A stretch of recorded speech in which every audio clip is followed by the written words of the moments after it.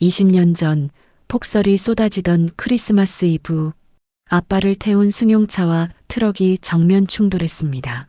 아빠는 그날 세상을 떠나셨고 트럭 운전자는 살아남았습니다.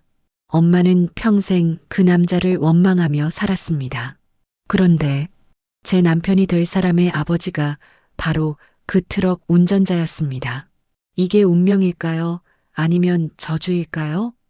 이들에게 어떤 사연이 있었는지 시간을 돌려 20년 전으로 돌아가 보겠습니다. 20년 전 그날은 앞이 보이지 않을 정도로 폭설이 쏟아지던 크리스마스 이브였습니다. 하늘은 온통 새하얀 눈으로 뒤덮여 있었고 거리는 이미 무릎까지 쌓인 눈으로 마비 직전이었습니다. 사람들은 모두 따뜻한 집으로 돌아갔고 크리스마스 캐럴이 울려 퍼지는 거리는 행복한 연인들과 가족들로 가득했습니다. 하지만 우리 아빠는 달랐습니다. 그날도 어김없이 집을 나서셨습니다. 엄마는 말렸습니다. 눈이 너무 많이 온다고, 오늘만은 집에 있자고. 하지만 아빠는 웃으며 대답하셨습니다. 괜찮아. 금방 다녀올게. 약속한 애가 있어서. 그게 마지막이었습니다. 아빠가 웃으며 현관문을 나서던 그 모습이 제가 본 아빠의 마지막 모습이었습니다. 몇 시간 후 전화벨이 울렸습니다. 병원에서 온 전화였습니다. 엄마는 그 전화를 받자마자 바닥에 주저앉았고 저는 그때 처음으로 사람이 비명을 지르며 우는 모습을 봤습니다. 국도 빙판길에서 정면 충돌 사고가 났다고 했습니다. 아빠의 승용차와 대형 트럭이 미끄러지면서 피할 수 없이 부딪혔다고 했습니다. 거친 눈보라 소리, 미끄러지는 타이어 소리, 그리고 쾅 하는 굉음. 상상만으로도 끔찍했습니다. 병원에 도착했을 때 경찰이 말했습니다.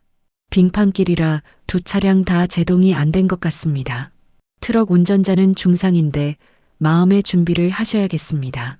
아빠는 이미 의식이 없었습니다. 머리를 심하게 다쳤고 뇌출혈이 진행 중이었습니다.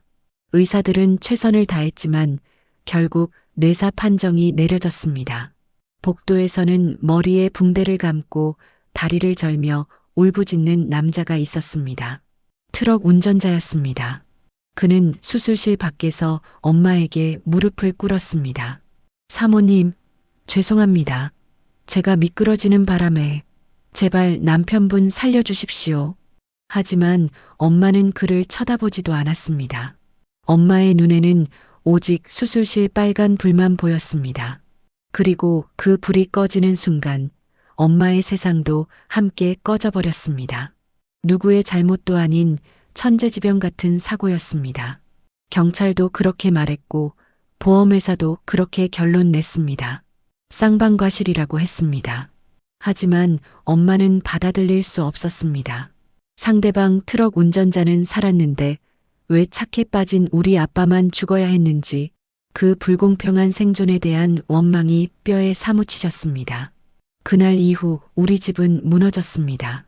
엄마는 몇 달 동안 밥도 제대로 먹지 않았고 저는 12살 나이에 엄마를 돌보며 살아야 했습니다. 크리스마스는 더 이상 축복의 날이 아니었습니다. 그날은 우리 가족에게 저주의 날이 되었습니다.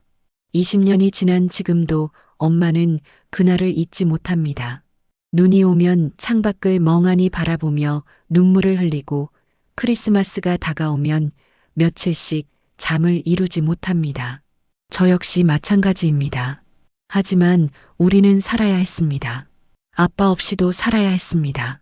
그렇게 20년의 시간이 흘렀고 저는 이제 32살이 되었습니다. 그리고 사랑하는 사람을 만났습니다. 그의 이름은 민준입니다.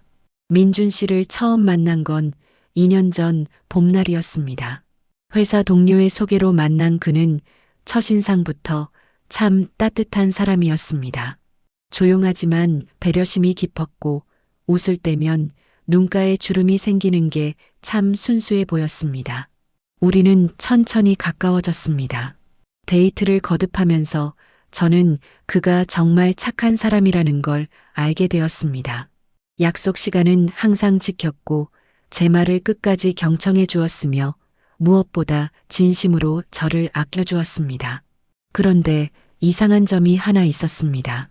여름이 되어도 민준 씨는 반팔을 입지 않았습니다. 수영장이나 바다에 가자는 제안도 항상 조심스럽게 거절했습니다.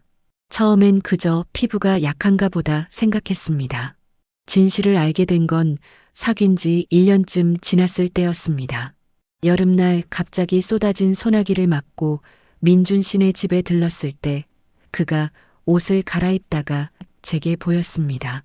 가슴 한가운데를 길게 가로지르는 수술 흉터를 말입니다. 민준 씨는 당황하며 재빨리 셔츠를 여몄지만 저는 이미 봐버렸습니다. 그날 밤 그는 저에게 모든 걸 털어놓았습니다. 어릴 적 심장병을 앓았던 것, 심장 이식 수술을 받았던 것, 그래서 지금 이렇게 살아있다는 것을 말입니다. 저는 그 흉터가 전혀 흉하지 않았습니다. 오히려 그가 얼마나 힘들게 살아왔는지, 얼마나 소중한 사람인지 더 절실하게 느껴졌습니다. 그날부터 저는 민준 씨와 결혼하고 싶다고 생각했습니다. 엄마에게 민준 씨를 소개한 건 그로부터 석 달 후였습니다. 엄마는 처음엔 조심스러워했습니다. 아빠가 돌아가신 후 20년 동안 단 한 번도 재혼을 생각하지 않으셨고 제 결혼 역시 복잡한 심정이셨을 겁니다. 딸을 보내는 게 외로우셨을 테니까요. 하지만 민준 씨를 직접 만나신 후 엄마의 태도는 달라졌습니다. 민준 씨의 성실함과 착함이 엄마 마음을 움직였던 겁니다. 그날 이후 엄마는 민준 씨를 친아들처럼 대하셨습니다. 오늘도 마찬가지였습니다. 상견례를 앞두고 우리 집 거실에서 엄마는 민준 씨의 넥타이를 매주고 계셨습니다. 민서방, 흉터 때문에 기죽지 마. 심장 수술하고 살아난 건 기적이야. 하늘이 널 쓰려고 살려둔 거지. 엄마의 따뜻한 말에 민준 씨의 눈가가 붉어졌습니다. 그는 울컥하며 입을 열었습니다. 장모님, 사실 저희 아버지는 저 때문에 죄인처럼 사세요. 가난한 형편에 저 살리겠다고 밤낮 없이 일하다가 사고도 크게 나셨거든요. 저는 그 말을 듣고 가슴이 먹먹해졌습니다.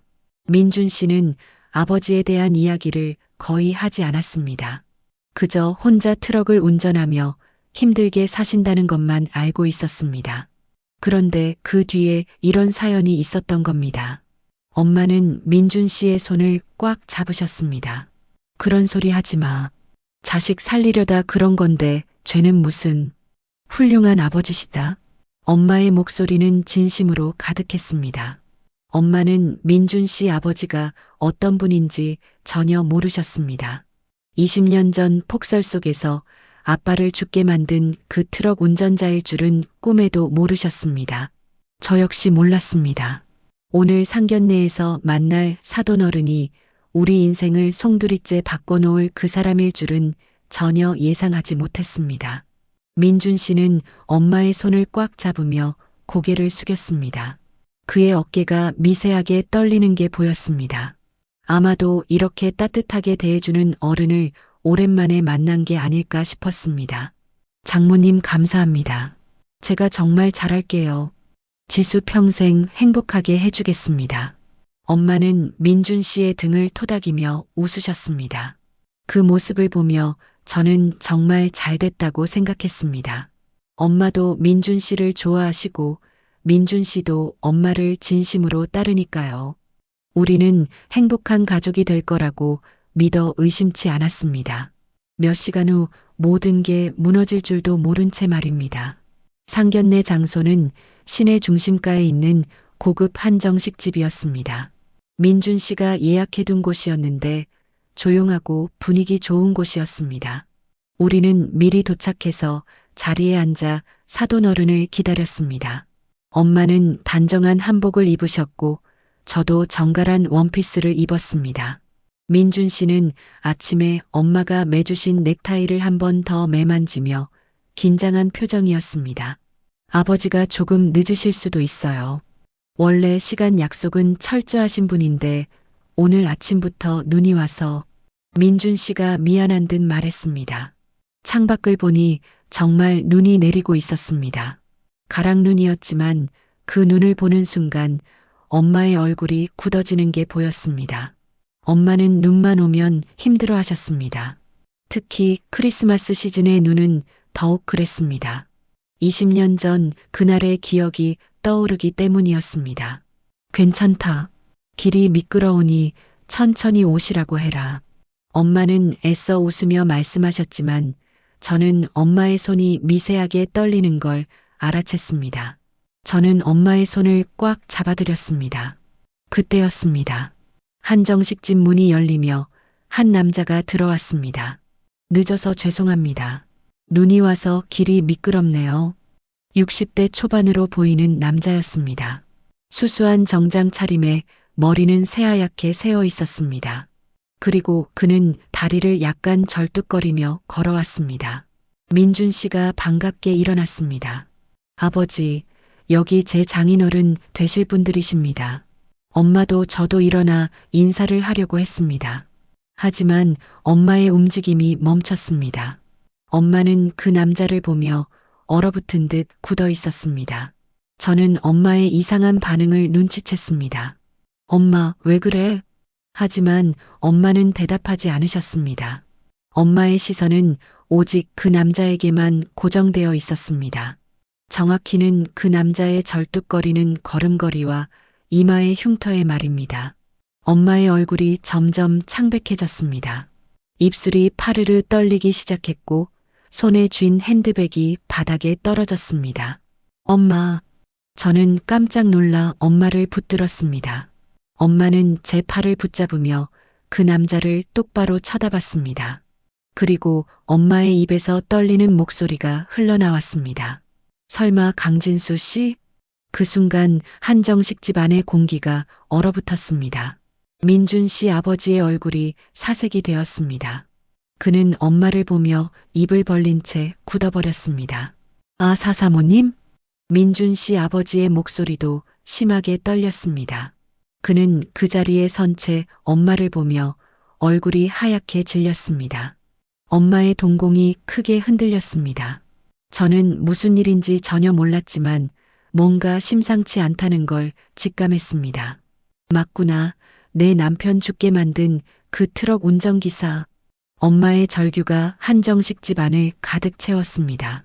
저는 그 말을 듣는 순간 머리가 하얘졌습니다. 무슨 소리인지 이해할 수 없었습니다. 민준 씨 아버지가 우리 아빠를 죽게 만든 그 트럭 운전자라니요? 민준 씨도 충격에 빠진 얼굴로 아버지를 쳐다봤습니다. 아버지, 이게 무슨... 하지만 민준 씨 아버지는 대답하지 못했습니다. 그는 그저 바닥만 내려다보며 온몸을 떨고 있었습니다. 엄마는 식탁을 짚고 간신히 서 있었습니다. 엄마의 눈에서 눈물이 주르르 흘러내렸습니다. 당신이 여길 어떻게 와? 당신 아들이 내 사위라고? 이게 말이 돼? 엄마의 목소리는 분노와 슬픔으로 가득했습니다. 저는 엄마를 붙들며 말했습니다. 엄마, 왜 그래? 사고였다며, 고의도 아니었다며. 하지만 엄마는 제 손을 뿌리쳤습니다. 그래, 사고였지. 근데 왜 내 남편만 죽어? 당신은 멀쩡히 살고 당신 아들도 살았잖아. 우리 그 이만 차가운 바닥에서 죽었다고. 내가 당신들 얼굴 보면서 어떻게 밥을 먹어. 꼴도 보기 싫어. 엄마의 절규에 민준 씨 아버지는 바닥에 무릎을 꿇었습니다. 죽을 죄를 졌습니다. 사모님 제발. 그의 목소리는 참회와 고통으로 떨렸습니다. 20년 전 그날의 악몽이 눈앞에 되살아난 순간이었습니다. 엄마의 절규가 한정식 집 안을 가득 채웠습니다. 주변 테이블에 있던 다른 손님들이 우리를 쳐다봤지만 엄마는 아랑곳하지 않으셨습니다. 당신이 여길 어떻게 와? 당신 아들이 내 사위라고? 이게 말이 돼? 엄마는 식탁을 엎을 듯이 일어나셨습니다. 몸 전체가 분노로 떨리고 있었습니다. 20년 동안 억눌러왔던 감정이 한꺼번에 터져 나오는 것 같았습니다. 저는 급히 엄마를 붙잡았습니다. 엄마, 왜 그래? 사고였다며. 고의도 아니었다며. 제가 어릴 적 엄마에게 들었던 말이었습니다. 엄마는 저에게 항상 말씀하셨습니다. 아빠를 죽게 한 건 그 트럭 운전자가 아니라 빙판길이었다고, 누구의 잘못도 아니었다고. 하지만 지금 엄마의 모습은 그때와 완전히 달랐습니다. 엄마는 제 손을 뿌리치며 소리쳤습니다. 그래, 사고였지. 근데 왜 내 남편만 죽어? 당신은 멀쩡히 살고 당신 아들도 살았잖아. 우리 그이만 차가운 바닥에서 죽었다고. 엄마의 목소리는 절규에 가까웠습니다. 눈물이 폭포수처럼 쏟아져 내렸습니다. 내가 당신들 얼굴 보면서 어떻게 밥을 먹어? 꼴도 보기 싫어. 민준 씨 아버지는 엄마의 말을 듣는 동안 고개를 들지 못하고 바닥만 바라봤습니다. 그의 어깨도 격렬하게 떨리고 있었습니다. 그리고 천천히 무릎을 꿇었습니다. 죽을 죄를 졌습니다. 사모님, 제발. 그의 목소리는 참회로 가득했습니다. 이마가 바닥에 닿을 듯 깊게 절을 했습니다. 20년 전 그날, 저도 살고 싶지 않았습니다. 제가 왜 살아남았는지, 왜 제 아들만 살았는지, 단 하루도 잊어본 적이 없습니다. 민준 씨는 창백한 얼굴로 아버지와 엄마를 번갈아 보며 서 있었습니다. 그의 입술도 파르르 떨리고 있었습니다. 아버지, 그럼 장모님 남편분이. 민준 씨의 목소리가 떨렸습니다. 그제야 모든 퍼즐이 맞춰지는 것 같았습니다. 아버지가 평생 죄책감에 시달렸던 이유, 매달 돈을 보냈던 이유, 그리고 자신이 심장 이식을 받게 된 그날의 진실이 말입니다. 엄마는 민준 씨를 돌아보며 소리쳤습니다. 그래, 내 아버지가 우리 남편 죽게 만들었어. 그 빙판길에서. 저는 그 말을 듣고 온몸에 소름이 돋았습니다. 제가 사랑하는 남자의 아버지가 제 아버지를 죽게 만든 그 사람이었다니. 이런 운명이 있을 수 있을까요? 엄마는 가슴을 치며 울부짖었습니다. 20년이야. 20년 동안 나 혼자 딸 키우면서 얼마나 힘들었는지 알아? 크리스마스마다 눈만 오면 미칠 것 같았어. 근데 당신들은 멀쩡히 살아서 밥 먹고 웃고 행복하게 살았잖아. 엄마의 원망은 끝이 없었습니다. 20년 동안 쌓였던 분노와 슬픔이 한꺼번에 쏟아져 나왔습니다. 민준 씨 아버지는 바닥에 이마를 대고 흐느꼈습니다. 죄송합니다. 죄송합니다. 제가 죽어 마땅합니다. 그는 계속해서 사죄의 말만 반복했습니다. 그 모습을 본 민준 씨가 아버지 곁으로 다가갔습니다. 아버지, 일어나세요. 하지만 민준 씨 아버지는 일어나지 않았습니다. 그는 그저 바닥에 엎드려 용서를 빌었습니다. 저는 그 광경을 보며 무엇을 해야 할지 몰랐습니다. 엄마를 이해했습니다. 엄마의 분노와 슬픔이 당연했습니다. 하지만 동시에 민준 씨와 그의 아버지도 불쌍했습니다. 엄마는 핸드백을 집어들고 돌아서려 했습니다. 난 간다. 지수야, 가자. 엄마는 제 손을 잡아 끌었습니다. 엄마, 가자고. 이 사람들 얼굴 1초도 더 못 봐. 엄마의 목소리는 단호했습니다. 저는 민준 씨를 돌아봤습니다. 그는 저를 바라보며 눈물을 흘리고 있었습니다. 지수야. 민준 씨가 제 이름을 불렀지만 저는 아무 말도 할 수 없었습니다. 엄마의 손에 이끌려 한정식 집을 나왔습니다. 밖에는 여전히 눈이 내리고 있었습니다. 20년 전 그날처럼 말입니다. 엄마가 한정식 집을 나가려는 순간 민준 씨 아버지의 절규가 들려왔습니다. 사모님, 한 가지만 말씀드리겠습니다. 엄마는 걸음을 멈추셨습니다. 돌아보지는 않으셨지만 그 자리에 멈춰 서셨습니다. 민준 씨 아버지는 바닥에 엎드린 채 떨리는 목소리로 말했습니다. 염치 없지만 한 가지만 말씀드리겠습니다. 그때 제 아들 민준이 남편분 심장 이식받고 살았습니다. 그 순간 엄마의 몸이 굳었습니다. 저도 숨이 턱 막혔습니다. 뭐? 엄마의 목소리는 떨렸습니다. 천천히 돌아서서 민준 씨 아버지를 쳐다봤습니다. 민준 씨 아버지는 고개를 들었습니다. 그의 얼굴은 눈물범벅이었습니다. 사고 후 남편분이 뇌사 판정을 받으셨을 때 기증해 주신 심장이 제 아들에게 왔습니다. 엄마는 그 자리에서 비틀거렸습니다. 저는 급히 엄마를 붙잡았습니다. 그게 무슨 소리야? 엄마의 목소리는 거의 속삭임에 가까웠습니다. 20년 전 아빠가 장기기증 동의서에 서명하셨다는 건 알고 있었습니다. 하지만 그 심장이 누구에게 갔는지는 몰랐습니다. 익명으로 처리됐으니까요. 민준 씨가 조심스럽게 말했습니다.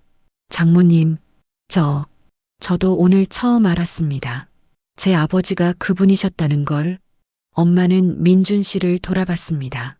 그리고 천천히 민준 씨에게 다가갔습니다.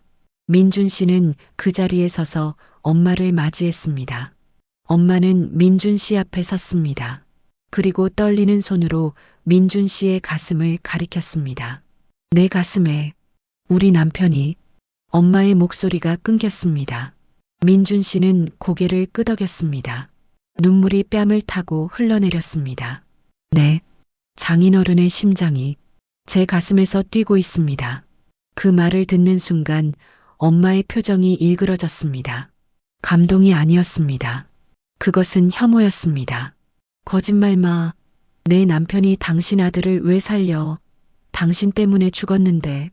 엄마의 비명이 한정식 집을 뒤흔들었습니다. 엄마는 민준 씨를 거칠게 밀쳐냈습니다. 민준 씨는 뒤로 비틀거렸고 저는 깜짝 놀라 엄마를 붙잡았습니다. 엄마, 진정해. 하지만 엄마는 진정하지 못했습니다. 엄마는 민준 씨를 손가락으로 가리키며 소리쳤습니다. 너였어? 내 남편 죽게 한 인간의 아들이 내 남편 심장을 달고 내 딸이랑 살겠다고? 엄마의 목소리는 점점 커졌습니다. 으악, 소름 끼쳐. 내 남편 심장 내놔. 당장 내놔. 이 도둑놈들아. 엄마는 히스테리를 부리며 민준 씨를 향해 손을 휘둘렀습니다. 저는 엄마를 필사적으로 붙잡았습니다. 엄마, 제발, 진정해. 민준 씨는 엄마의 분노를 그대로 받아내며 고개를 숙였습니다. 장모님, 민준 씨가 엄마를 불렀지만 엄마는 더욱 격렬하게 반응했습니다. 장모라고 부르지 마. 징그러워 죽겠어. 엄마는 두 손으로 얼굴을 감쌌습니다. 온몸을 떨며 울부짖었습니다. 내 딸 절대 못 줘. 썩 꺼져. 엄마의 절규에 한정식 집안은 완전히 정적에 휩싸였습니다. 다른 손님들도 모두 우리를 쳐다봤지만 아무도 말을 걸지 못했습니다. 민준 씨 아버지는 여전히 바닥에 무릎 꿇은 채였고 민준 씨는 창백한 얼굴로 서 있었습니다. 저는 그 순간 모든 게 무너지는 걸 느꼈습니다.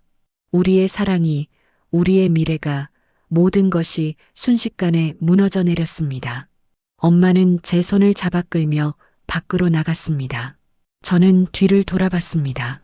민준 씨가 저를 바라보고 있었습니다. 그의 눈빛에는 절망과 미안함이 가득했습니다. 지수야. 민준 씨가 제 이름을 불렀지만 저는 아무 말도 할 수 없었습니다.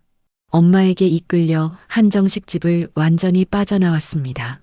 밖은 여전히 눈이 내리고 있었습니다. 차가운 눈송이가 제 뺨을 때렸지만 눈물인지 눈인지 구분할 수 없었습니다. 엄마는 길가에 주저앉아 울었습니다. 저도 엄마 옆에 앉아 함께 울었습니다. 20년 전 그날의 악몽이 오늘 다시 돌아왔습니다. 그리고 이번에는 제 사랑까지 앗아갔습니다. 엄마가 한정식 집 문을 나서려는 순간 민준 씨 아버지의 목소리가 다시 들려왔습니다. 사모님, 제가 감히 용서를 빌 자격은 없지만 엄마는 걸음을 멈추지 않았습니다. 하지만 민준 씨 아버지는 계속 말했습니다. 지난 20년 동안 단 하루도 잊은 적 없습니다. 민준 씨 아버지의 목소리는 떨렸지만 간절했습니다. 제가 버는 족족 속지 않은 마음으로 보내드린 돈, 매달 소망후원회라는 이름으로. 그 순간 엄마의 발걸음이 완전히 멈췄습니다. 저도 그 자리에 얼어붙었습니다. 소망후원회. 그 이름은 우리에게 너무나 익숙한 이름이었습니다. 아빠가 돌아가신 후 매달 정확히 첫째 주 월요일이면 우리 집 통장으로 돈이 입금됐습니다. 발신자는 항상 소망후원회였습니다. 처음엔 몇만 원이었습니다. 그러다 점점 금액이 늘어났습니다. 10만 원, 20만 원, 50만 원, 많을 때는 100만 원까지도 들어왔습니다. 20년 동안 단 한 달도 빠짐없이 말입니다. 엄마는 그 돈으로 저를 키웠습니다. 대학까지 보낼 수 있었던 것도, 우리가 그나마 먹고 살 수 있었던 것도 그 돈 덕분이었습니다. 엄마는 늘 궁금해 하셨습니다. 소망후원회가 어떤 단체인지, 왜 우리를 도와주는지 몇 번이나 알아보려 했지만 철저히 익명으로 처리되어 있어서 알 수 없었습니다. 엄마는 천천히 돌아섰습니다. 얼굴은 여전히 창백했지만 눈빛이 흔들렸습니다. 지금 뭐라고 했어? 민준 씨 아버지는 바닥에 엎드린 채 말했습니다. 제가 20년 동안 보내드린 겁니다.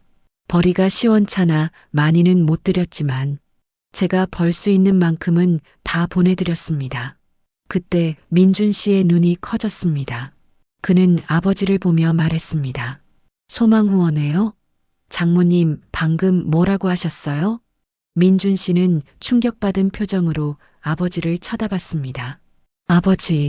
아버지가 매달 월급의 절반을 떼서 보내던 그곳, 빚 갚아야 할 분들이라고 하셨던 그분들이 지순의 가족이었어요?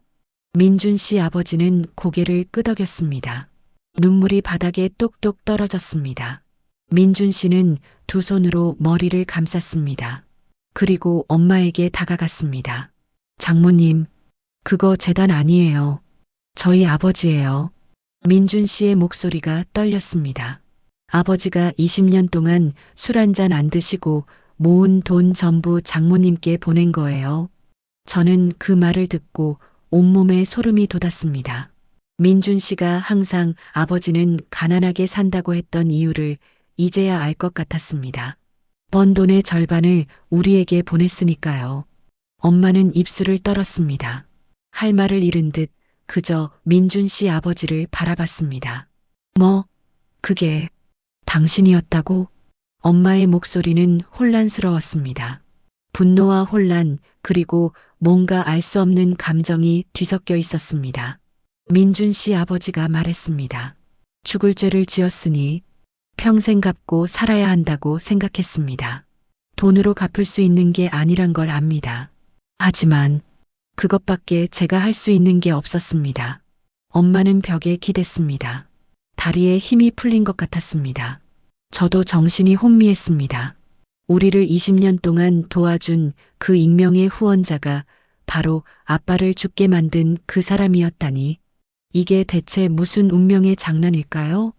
민준 씨가 조심스럽게 말했습니다. 장모님, 아버지는 정말 평생을 속죄하며 사셨어요. 저는 왜 우리가 이렇게 가난하게 사는지 몰랐어요. 왜 아버지가 밤낮 없이 일하시는지도요. 민준 씨의 눈에서 눈물이 흘렀습니다. 이제야 알았어요.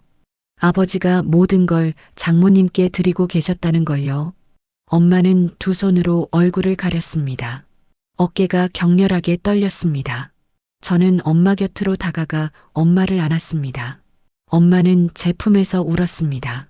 이게 대체 무슨 일이야? 엄마의 목소리는 절규에 가까웠습니다. 20년 동안 원망했던 사람이 20년 동안 우리를 도와준 사람이었습니다. 미워해야 할 사람인지 고마워해야 할 사람인지 알 수 없었습니다. 한정식 집안은 깊은 침묵에 휩싸였습니다. 눈만 소리 없이 창밖에 내렸습니다. 엄마는 벽에 기댄 채 눈물을 흘렸습니다. 하지만 여전히 마음을 열지는 못하셨습니다. 20년의 원망이 몇 마디 말로 사라질 리 없었습니다. 엄마는 고개를 저으며 말했습니다. 돈 몇 푼으로 퉁치려고? 그렇다고 내 남편이 돌아와? 엄마의 목소리는 여전히 차가웠습니다. 꼴도 보기 싫으니까 나가. 민준 씨는 그 말을 듣고 절망적인 표정을 지었습니다. 하지만 포기하지 않았습니다. 그는 다급하게 주머니에서 지갑을 꺼냈습니다. 장모님, 저 미워하셔도 됩니다. 하지만 제 심장, 훔친 게 아니에요. 민준 씨의 목소리는 절박했습니다. 그는 지갑을 열어 안쪽을 뒤졌습니다. 장인어른이 저를 알고 계셨어요. 모르고 주신 게 아니라고요. 민준 씨는 지갑 깊숙한 곳에서 낡은 폴라로이드 사진 한 장을 조심스럽게 꺼냈습니다. 사진은 오래되어 색이 발해 있었고 모서리가 달아 있었습니다. 이게 증거입니다. 민준 씨는 떨리는 손으로 사진을 엄마에게 내밀었습니다. 제가 병원 생활할 때 부모 없는 저를 유일하게 챙겨주신 자원봉사자 아저씨 사진이에요. 엄마는 그 사진을 뺏듯이 낚아챘습니다. 저도 엄마 옆에서 사진을 함께 봤습니다. 그 순간 우리 모두는 숨이 멎었습니다.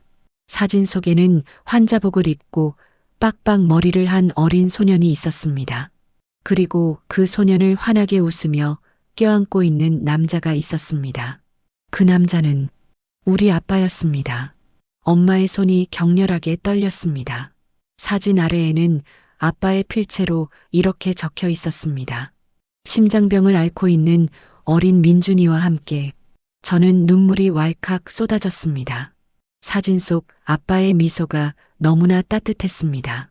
그리고 어린 민준이를 바라보는 아빠의 눈빛에는 사랑이 가득했습니다. 이게 뭐야? 엄마의 목소리가 떨렸습니다.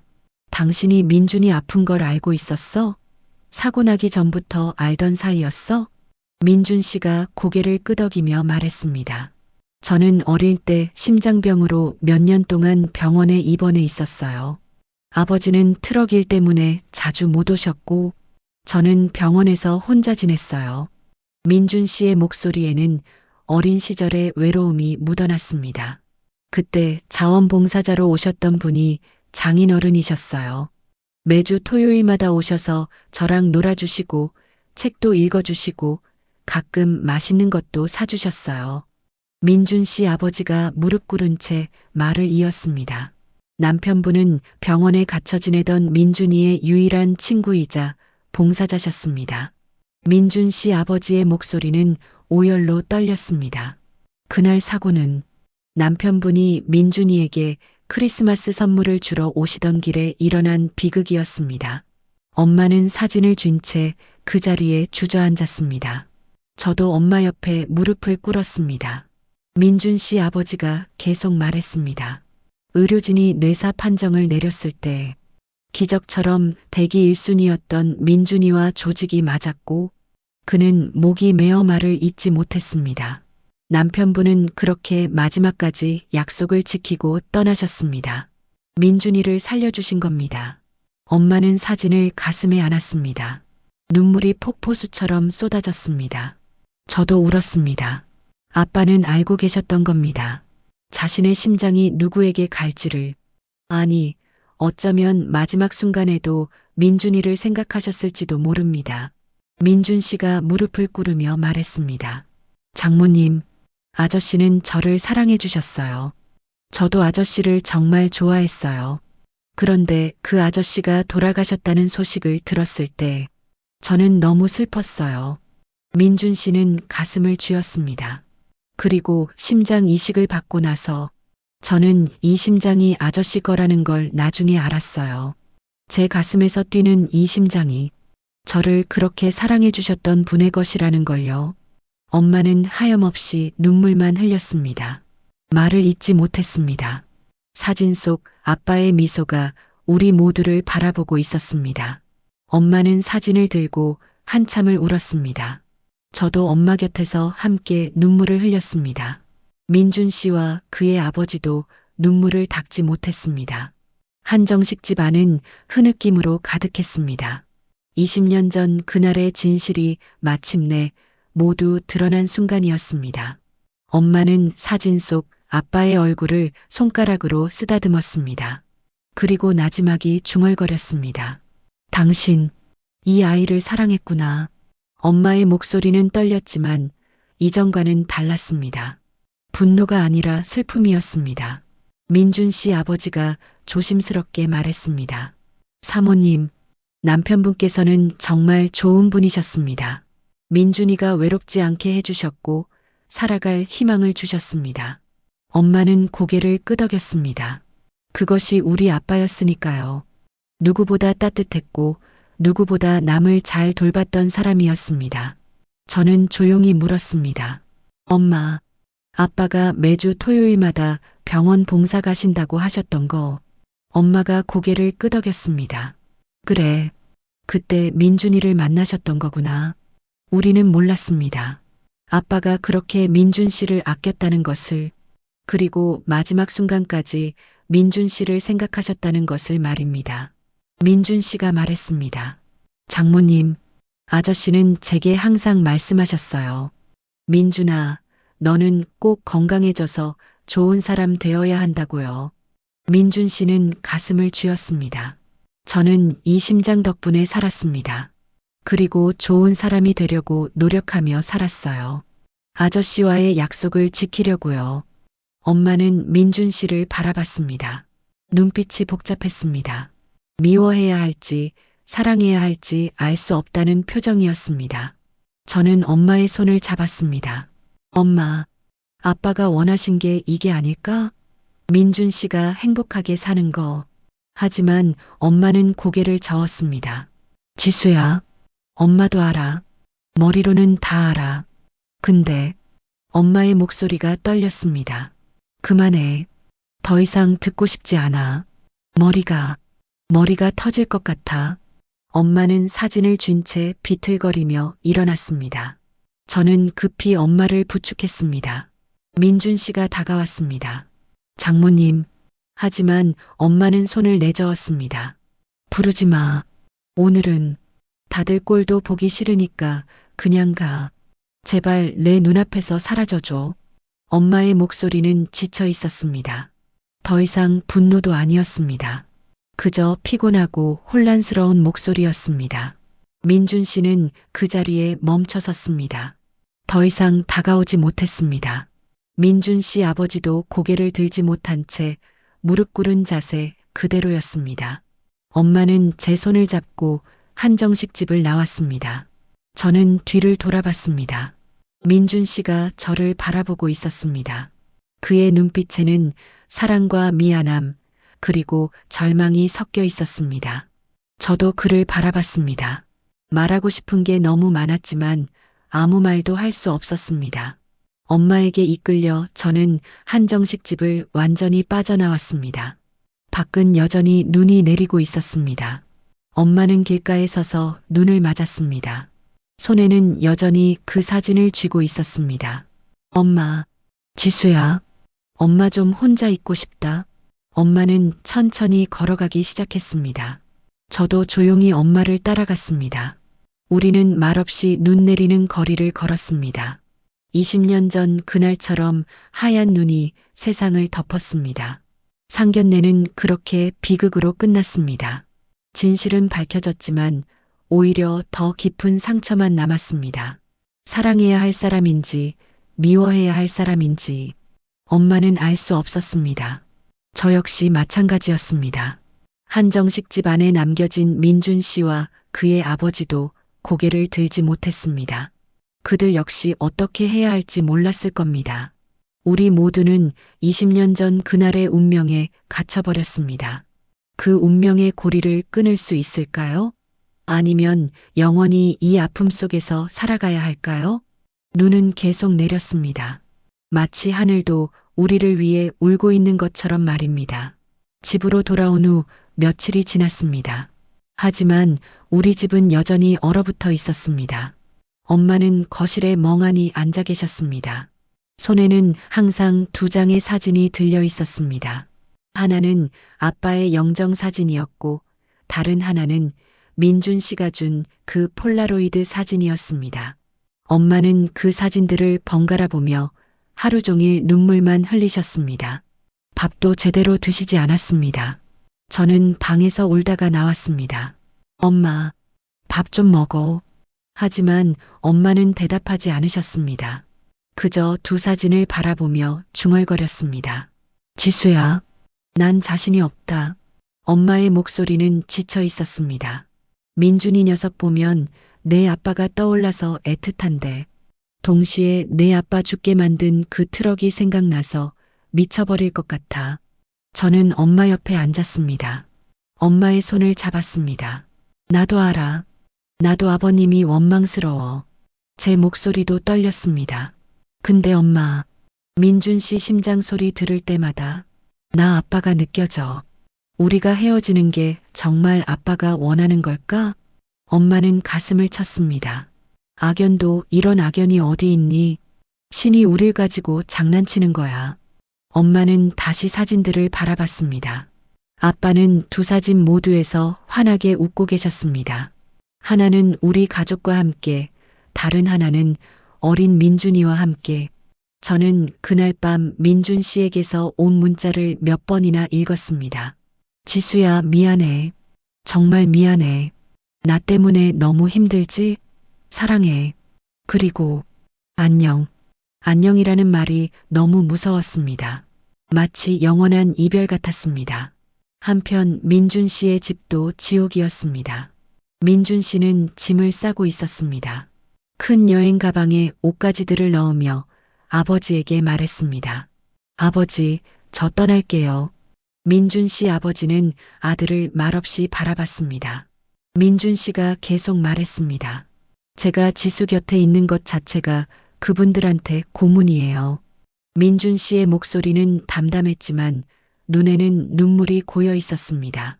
민준 씨 아버지가 고개를 숙였습니다. 이 못난 애비 때문에 내가 사랑하는 여자까지 놓치는구나. 차라리 내가 죽었어야 했는데. 민준 씨 아버지의 목소리가 떨렸습니다.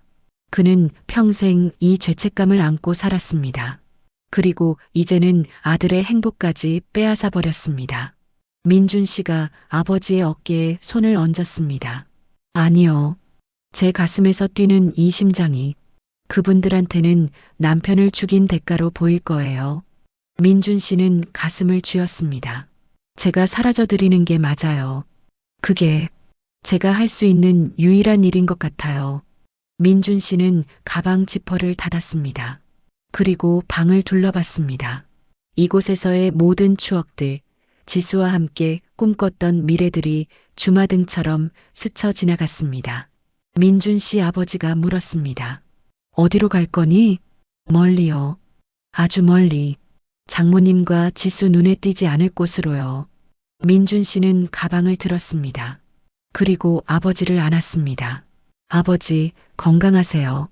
그리고 저 때문에 너무 자책하지 마세요. 아버지 잘못 아니에요. 민준 씨 아버지는 아들을 꽉 껴안으며 울었습니다. 미안하다. 정말 미안하다. 그날 밤 두 집은 각각 눈물로 밤을 지새웠습니다. 엄마는 거실에서, 저는 방에서, 민준 씨는 짐을 싼 방에서, 그의 아버지는 거실에서. 우리 모두는 같은 하늘 아래에서 같은 아픔을 겪고 있었습니다. 하지만 함께 할 수는 없었습니다. 창밖에는 여전히 눈이 내렸습니다. 20년 전 그날처럼 오늘도 하얀 눈이 세상을 덮었습니다. 사랑하는 사람들과 헤어져야 하는 밤. 용서하고 싶지만 용서할 수 없는 밤. 이해하지만 받아들일 수 없는 밤. 그렇게 우리는 각자의 지옥에서 아침을 기다렸습니다. 며칠 후 엄마는 혼자 아빠의 납골 땅을 찾았습니다. 저는 엄마를 따라가려 했지만 엄마는 혼자 가고 싶다고 하셨습니다. 엄마는 아빠와 단둘이 이야기하고 싶으셨던 것 같습니다. 납골 땅으로 가는 길, 엄마는 손에 그 폴라로이드 사진을 쥐고 있었습니다. 그리고 아빠가 좋아하시던 국화꽃 한 다발을 들고 계셨습니다. 납골 땅에 도착한 엄마는 깜짝 놀랐습니다. 이미 누군가 와 있었기 때문입니다. 민준 씨와 그의 아버지였습니다. 그들은 아빠의 납골함 앞에 무릎 꿇고 있었습니다. 민준 씨는 고개를 숙인 채 말하고 있었습니다. 아저씨, 아니, 장인어른, 죄송합니다. 민준 씨의 목소리는 떨렸습니다. 저를 살려주셨는데 제가 아저씨 가족들을 너무 아프게 했네요. 민준 씨는 가슴을 쥐었습니다. 저 이제 지수 놓아주려고요. 이 심장, 아저씨가 주신 선물, 부끄럽지 않게 딴 데 가서도 열심히 살게요. 민준 씨의 목소리에서 눈물이 느껴졌습니다. 지수랑 사모님, 멀리서 평생 갚으며 살게요. 안녕히 계세요, 장인어른. 엄마는 그 말을 듣고 가슴이 무너지는 걸 느꼈습니다. 엄마의 머릿속에 아빠의 목소리가 들리는 것 같았습니다. 여보, 저 아이를 보내는 게 내 뜻일까? 내가 살린 목숨을 당신이 내치는 건 내 사랑을 부정하는 거 아닐까? 엄마는 눈물을 닦았습니다. 그리고 천천히 다가갔습니다. 민준아, 꼭 떠나야겠니? 엄마의 목소리에 민준 씨와 그의 아버지가 놀라서 돌아봤습니다. 사모님? 민준 씨 아버지가 다시 고개를 숙이려 했지만 엄마가 손을 내밀었습니다. 엄마는 민준 씨에게 다가가 그의 가슴에 손을 얹었습니다. 민준 씨의 심장 박동이 엄마의 손바닥에 전해졌습니다. 아빠의 심장이 여전히 힘차게 뛰고 있었습니다. 가지 마라. 엄마의 목소리가 떨렸습니다. 내가 떠나면 이 안에 있는 우리 남편도 같이 떠나는 거잖아. 내 남편이 살려놓은 목숨이잖아. 엄마는 민준 씨의 가슴을 쓰다듬었습니다. 민준 씨는 눈물을 흘리며 말했습니다. 장모님, 엄마는 민준 씨의 눈물을 닦아주었습니다. 그냥 내 옆에 있어라. 우리 지수랑 행복하게 사는 거, 그게 내가 갚아야 할 빚이다. 알겠니? 민준 씨는 엄마의 품에 안겼습니다. 그리고 아이처럼 울었습니다. 감사합니다. 감사합니다. 엄마는 민준 씨의 등을 토닥이며 눈물을 흘렸습니다. 그리고 민준 씨 아버지를 돌아봤습니다. 민준 씨 아버지는 바닥에 엎드려 큰 절을 올렸습니다. 감사합니다. 죽는 날까지 은혜 갚으며 살겠습니다. 엄마는 그를 일으켰습니다. 그리고 담담하게 말했습니다. 당신 얼굴 보고 웃을 자신은 없어요. 하지만 우리 애들 위해서 죄인 말고 부모로 살아요. 그게 우리가 짊어져야 할 몫인 것 같네요. 민준 씨 아버지는 고개를 끄덕이며 눈물을 흘렸습니다. 엄마는 아빠의 납골함 앞에 국화꽃을 놓았습니다. 그리고 그 옆에 폴라로이드 사진도 함께 놓았습니다. 여보, 당신 뜻대로 했어요. 이제 편히 쉬세요. 엄마의 속삭임에 납골당하는 따뜻한 침묵에 휩싸였습니다. 몇 달 후 결혼식장이었습니다. 민준 씨와 제가 입장했습니다. 하객들의 박수 소리가 울려 퍼졌습니다. 제 손을 잡은 민준 씨의 손이 떨렸습니다. 저도 떨렸습니다. 혼주석에는 엄마가 앉아 계셨습니다. 엄마의 품에는 아빠의 영정사진이 안겨 있었습니다. 엄마는 우리를 보며 환하게 웃으셨습니다. 눈물도 함께 흘리셨지만 그것은 슬픔의 눈물이 아니었습니다. 민준 씨가 제게 속삭였습니다. 지수야, 장인어른께서 우리를 축복해 주시는 것 같아. 저는 고개를 끄덕였습니다. 아빠가 여기 계신 것만 같았습니다. 우리 모두를 따뜻하게 안아주시는 것만 같았습니다. 가장 잔인했던 악연은 아빠가 남겨준 가장 뜨거운 사랑이 되어 돌아왔습니다. 20년의 원망과 슬픔을 넘어 우리는 마침내 용서와 사랑을 배웠습니다. 결혼식장의 조명이 우리를 비췄습니다. 엄마의 미소, 민준 씨의 눈물, 그리고 아빠의 영정사진이 함께 빛났습니다. 눈이 내리던 그날의 비극은 눈이 내리는 오늘 기적이 되었습니다.